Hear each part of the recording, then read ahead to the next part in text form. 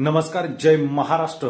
आज संपूर्ण भारत देशामध्ये प्रभू श्रीरामाचा जय जयकार होत असतानाच उद्धव ठाकरे यांच्या शिवसेनेला आमंत्रण नाही।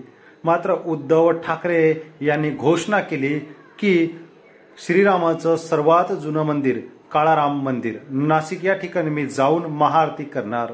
त्याचबरोबर भारतीय जनता पक्षाचे आमदाराने पत्र लिहिलं आणि उद्धव ठाकरेंना त्या ठिकाणी येऊ देऊ नका अशी घोषणा केली। मात्र उद्धव ठाकरे आणि ठाकरेंची क्रेज काही कमी होताना दिसत नाही। उद्धव ठाकरेंचं जंगी स्वागत नाशिकात करण्यात आलं। त्याचबरोबर आदित्य ठाकरेही सोबत होते। उद्धव ठाकरे यांनी काळाराम मंदिर निवडलं आणि आज त्या ठिकाणी ते आरती सुद्धा करणार आहेत। मात्र भारतीय जनता पक्षाने त्यांना येऊ देऊ नका असं पत्र लिहिल्यानंतर सुद्धा जे शिवसैनिक आहेत ते प्रचंड संतापले। मात्र श्रीरामाच्या वचनाप्रमाणे शांतता ठेवून उद्धव ठाकरे यांची साथ द्यायचं असं त्यांनी ठरवलं।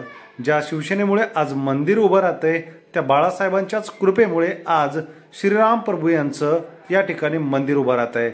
उद्धव ठाकरेंचं नाशिकात अशा प्रकारचं स्वागत बघून शिंदे गट आणि भारतीय जनता पक्षाला मात्र हा एक धक्का आणि एक चपराक म्हटलं जातं। आपल्याला काय वाटतं कमेंट करा। जय महाराष्ट्र।